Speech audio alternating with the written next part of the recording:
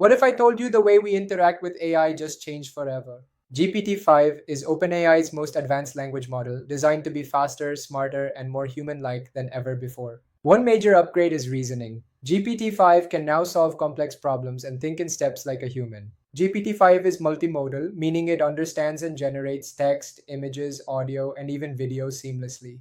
It now has persistent memory, so it can remember past conversations and adapt to your style over time. This makes GPT-5 highly personalized, almost like having a personal coach, teacher, or assistant built just for you. Another leap is efficiency. GPT-5 runs faster, with smoother responses and lower energy usage.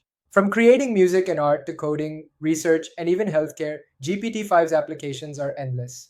But with great power comes responsibility. GPT-5 also raises new questions about bias, misinformation, and ethical use. Experts believe GPT-5 will redefine work, creativity, and how we collaborate with machines. So, what do you think? Is GPT-5 the future of AI or just another step in the journey?